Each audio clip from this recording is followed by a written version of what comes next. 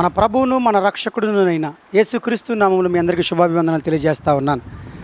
మొదటి సమూయేలు గ్రంథము 1వ అధ్యాయము 20వ వచనం చూసినట్లయితే, కనుక హన్న గర్భము ధరించి దినములు నిండినప్పుడు ఒక కుమారుని కని, నేను యెహోవాకు మొక్కుకొని వీనిని అడిగి తిని అనుకొని వానికి సమూయేలు అను పేరు పెట్టెను. చూడండి ప్రియ దేవుని బిడ్డలారా, హన్న ఆ దినాల్లో పిల్లలు లేక బాధపడి దేవుని దగ్గరికి వెళ్ళి మొరపెట్టి మొక్కుకుంది. అయ్యా, నాకు కనుక కుమారుని ఇస్తే నేను నీకు దేవుని సేవకి ఇస్తానయ్యా అని చెప్పాను. అయితే హన్న దేవునికి ఏదైతే మొక్కుకుందో ఆ మొక్కుబడిని చూతా చెప్పకుండా చక్కగా చేసిందని మనకు కనబడతా ఉంది. పిల్లవాడు పాలు విడిచిన దినమునే వెంటనే తీసుకుని వెళ్ళిపోయి అక్కడ ఉన్నటువంటి దేవుని సేవకుడు ఏలి ఎద్దుకు, ఇదిగో నాయనా, నేను మొక్కుకున్నాను, ఈ బిడ్డను దేవుని సేవకుడికి అప్పగించేస్తున్నానని చెప్పి. ఈరోజు దేవుని బిడ్డలారా, మనమందరం కూడా గ్రహించాల్సింది, దేవునికి చాలామంది మొక్కుకుంటున్నారు. అయ్యా నువ్వు అది ఇస్తే నేను ఇది ఇస్తానయ్యా, నువ్వు అది ఇస్తే నేను ఇది చేస్తానయ్యా, ఇది చేస్తానయ్యా, అది చేస్తానయ్యా అంటా ఉన్నారు. కానీ చాలామంది బిడ్డలు ఇచ్చిన తర్వాత ఆ మొక్కుబడిని వదిలిపెట్టేస్తూ ఉన్నారు. గుర్తుపెట్టుకోండి, దేవుడు మొక్కుకుంటేనే ఇస్తాడు అంటే మాత్రం ఎవరు నమ్మబాకండి.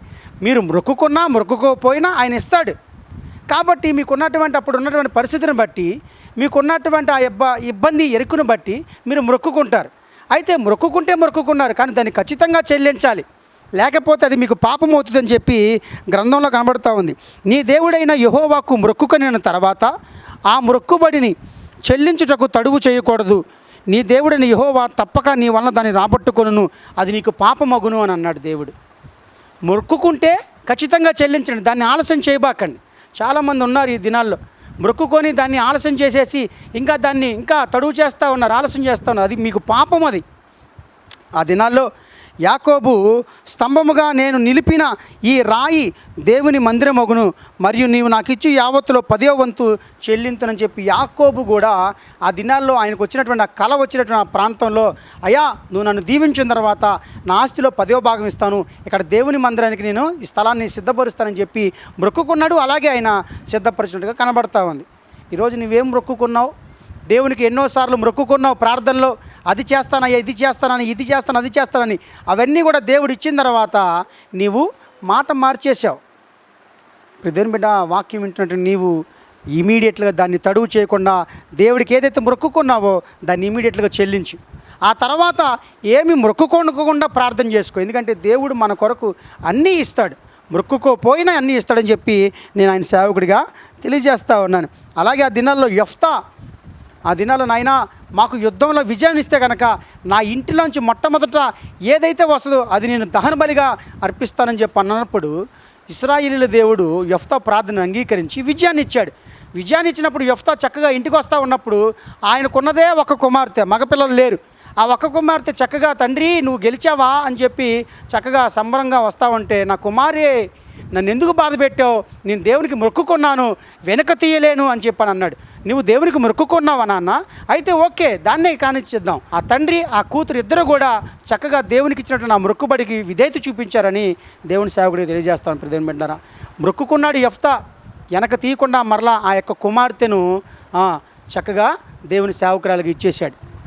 మనందరం గమనించి చూస్తే చాలామంది మొక్కుకున్న వాళ్ళమే. అయితే తడువు చేయొద్దు, ఏదైతే మొక్కుకున్నారో దాన్ని ఇమీడియట్గా దేవుని చెల్లించేయండి. ఆ తర్వాత నుంచి మొక్కుకోబాకండి. దేవుడు మీరు అడిగినా అడగకపోయినా అన్నీ కూడా మొక్కుకోకపోయినా అన్నీ ఇస్తాడని నేను తెలియజేస్తూ ఉన్నాను. అలాగే కాబట్టి తన మందలో మగది ఉండగా యెహోవాకు మొక్కుబడి చేసి చెడిపోయిన దానిని అర్పించు వంచకుడు శాపగ్రస్తుడు. మలాకీ గ్రంథంలో కూడా ఆ దినాల్లో ఇశ్రాయేలీయులందరూ కూడా మొక్కుకున్న తర్వాత ఆ మందలో బలహీనమైన దాన్ని, కుంటిదాన్ని, గుడ్డిదాన్ని ఇట్లన్నింటిగా బలులుగా ఇవ్వడం జరుగుతుంది.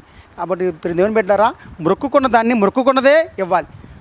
మగదాన్ని మొక్కుకున్నావా, మగదాన్నే ఇవ్వాలి, ఆడదాన్ని ఇవ్వకూడదు అని చెప్పి ఇక్కడ కనబడుతూ ఉంది.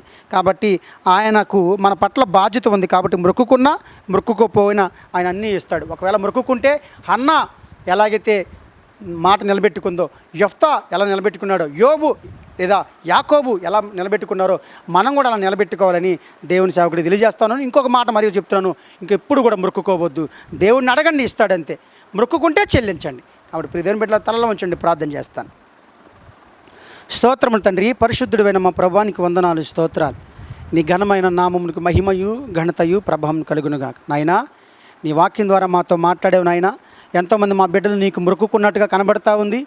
వాళ్ళందరూ కూడా తడువు చేయక వాటన్నిటిని కూడా నీకు సమర్పిస్తారు. ఆ తర్వాత నాయన మొక్కుకోకుండా నీకు ప్రార్థన చేస్తారు యేసుక్రీస్తు ప్రభు నామమున. ఎందుకంటే మాకు ప్రాయశ్చిత్తం చేసిన నువ్వే గనక, నీ రక్తం ద్వారా మేము తండ్రి వద్దకు వచ్చాం గనక నాయన, మేము ఇక మీదట ఏమీ మొక్కుకోకుండా ముందుకు వెళ్తాం నాయన. మమ్మల్ని అందరూ కూడా జ్ఞాపకం చేసుకోండి.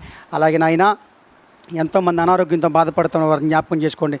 ఎంతోమంది ఉద్యోగాలు లేక, వ్యాపారాలు సరిగ్గా జరగక, బిడ్డలు లేక, బిడ్డల యొక్క చదువులకు ధనం లేక, వారి ప్రయాణాల్లో అన్నీ కూడా చాలా బాధలు పెడతాం. వారందరూ కూడా జ్ఞాపకం చేసుకొని వారి చేతి పనులు, వారి వ్యాపారాలను, వారి ఉద్యోగాలను దీవించి ఆర్థికంగా, ఆరోగ్యంగా, ఆత్మీయంగా వారందరూ కూడా బలపరిచి కావాల్సిన ఆహారం సమృద్ధిని దయచేయమని వీరందరినీ కూడా మీ చేతులకు అప్పగించుకుంటూ మహిమ, ఘనత, ప్రభావాన్ని మీరే పొందమని మా ప్రభువును, మా రక్షకుడునునైనా యేసుక్రీస్తు నామమున ప్రార్థించి వేడుకుంటున్నాము తండ్రి. Amen, amen. ప్రియదేవుని బిడ్డలారా, ఈ ఛానల్ మీకు ఆశీర్వాదకరంగా ఉండేందుకు కనుక సబ్స్క్రైబ్ చేసుకోండి. మరిన్ని వీడియోస్ మీరు చక్కగా మీ దగ్గర చేరుతాయి. God bless you. God bless to all. షాሎም, షాሎም టు ఆల్.